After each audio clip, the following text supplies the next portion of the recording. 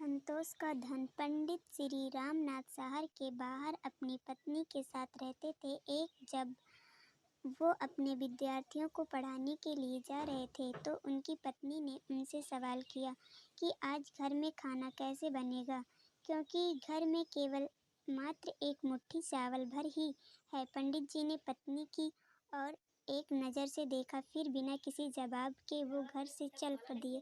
शाम को वो जब वापस लौट कर आए तो भोजन के समय थाली में कुछ उबले हुए चावल और पत्तियां देखी। यह देखकर उन्होंने अपनी पत्नी से कहा, भद्दे, ये स्वादिष्ट शाक जो है वो किसी चीज़ से बना है। मैंने जब सुबह आपके जाते समय आपसे भोजन के विषय में पूछा था तो आपकी दृष्टि इमली के पेड़ की तरफ गई थी।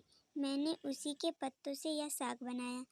पंडित जी ने बड़ी निश्चयता के साथ कहा, अगर इमली के पत्तों का साग इतना स्वादिष्ट होता है फिर तो हमें चिंता करने की कोई आवश्यकता ही नहीं। अब तो हमें भोजन की कोई चिंता ही नहीं रही। जब नगर के राजा को पंडित जी की गरीबी का पता चला तो राजा ने पंडित को नगर में आकर रहने का प्रस्ताव दिया, किंतु पंडित ने मना कर दिया।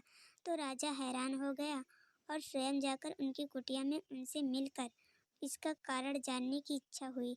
राजा उनकी कुटिया में गया तो राजा ने काफ़ी देर इधर उधर की बातें की, लेकिन वो असमंजस में था कि अपनी बात किस तरह से पूछे। लेकिन फिर उसने हिम्मत कर पंडित जी से पूछ ही लिया कि आपको किसी चीज़ का कोई अभाव तो नहीं है। पंडित जी हंसकर बोले, यह तो मेरी पत्नी ही जाने। इस पर राजा पत्नी की ओर आमुख हुए और उनसे वही सवाल किया। तो पंडित जी की पत्नी ने जवाब दिया कि अभी मुझे किसी भी तरीके का अभाव नहीं है, क्योंकि मेरे पहनने के वस्त्र इतने नहीं फटे कि वो पहने ना जा सकते हैं, और पानी का मटका भी तनिक नहीं फूटा कि उसमें पानी नहीं आ सके। और इसके बाद मेरे हाथों की चूड़ियाँ जब तक है मुझे किसी चीज़ का क्या अभाव हो सकता है। और फिर सीमित साधनों में भी संतोष की अनुभूति हो तो जीवन आनंदमय हो जाता है। राजा बड़ी श्रद्धा से उस देवी के सामने झुक गए।